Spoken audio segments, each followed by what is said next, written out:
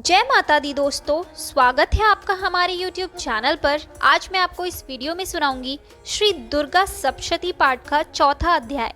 तो आइए करते हैं अध्याय को प्रारंभ। इस अध्याय में इंद्र आदि देवता द्वारा देवी की स्तुति की जाती है।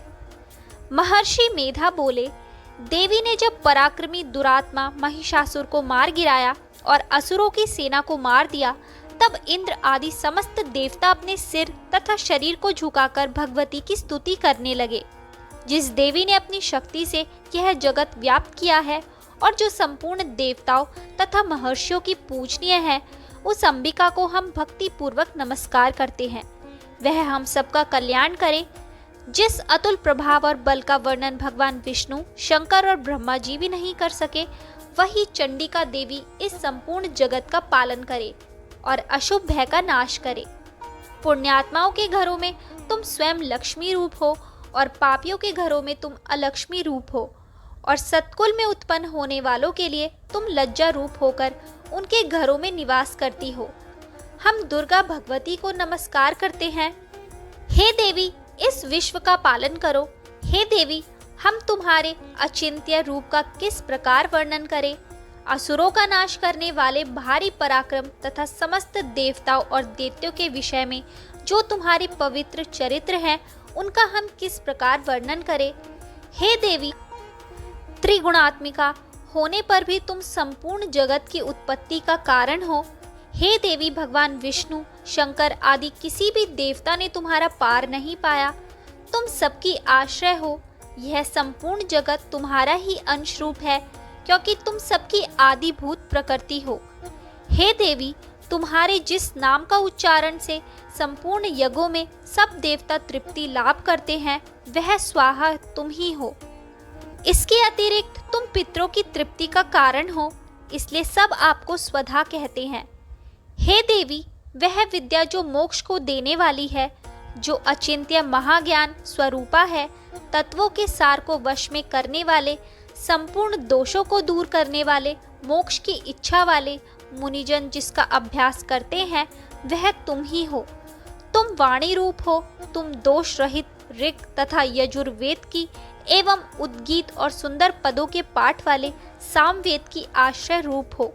तुम भगवती हो।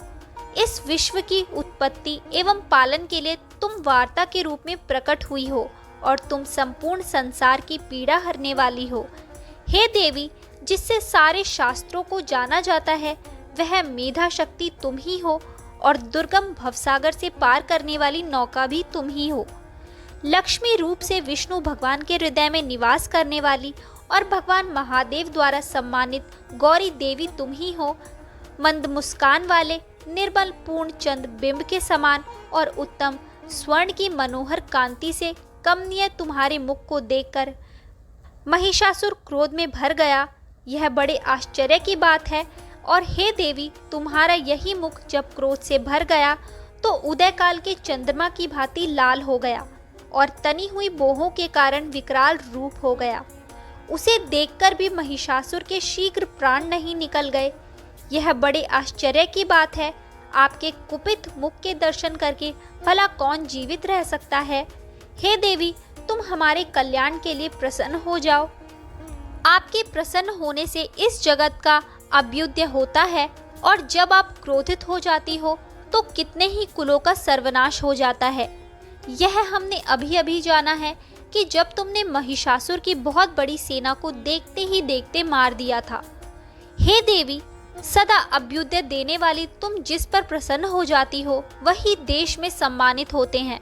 उनके धन यश की वृद्धि होती है।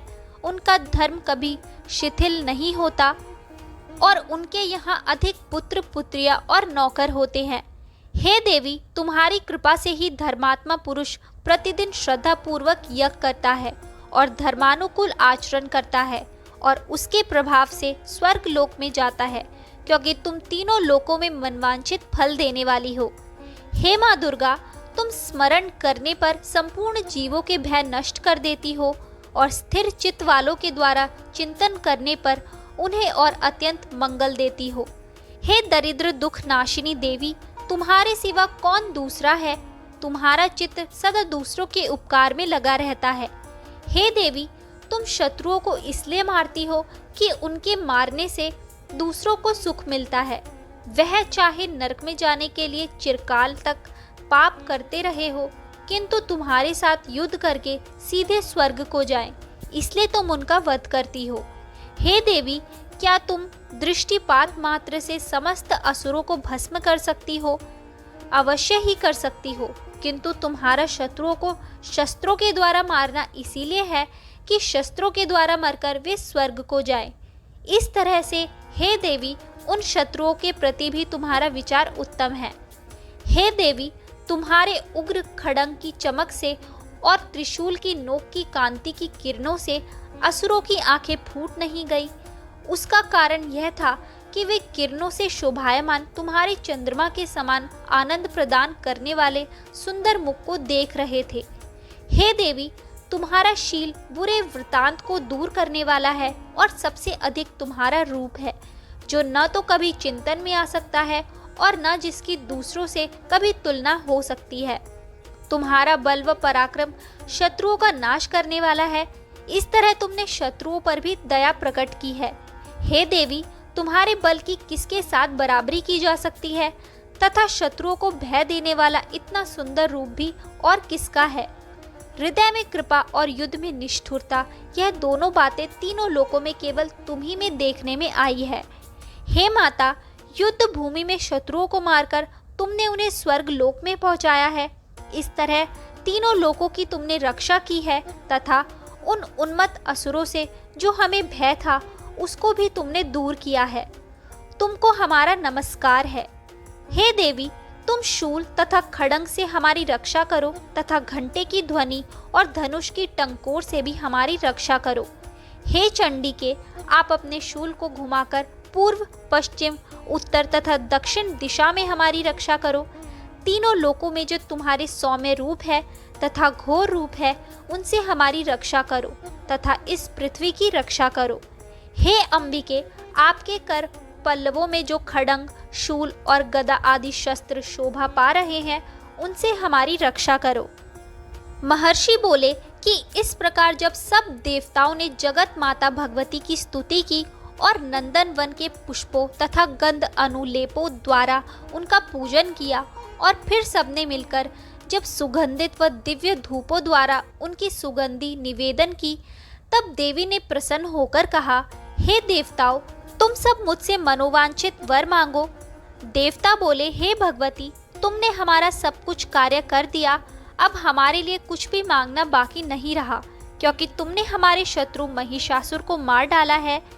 हे महेश्वरी, तुम इस पर भी यदि हमें कोई वर देना चाहती हो तो बस इतना वर दो कि जब जब हम आपका स्मरण करें तब तब आप हमारी विपत्तियों को हरण करने के लिए हमें दर्शन दिया करो।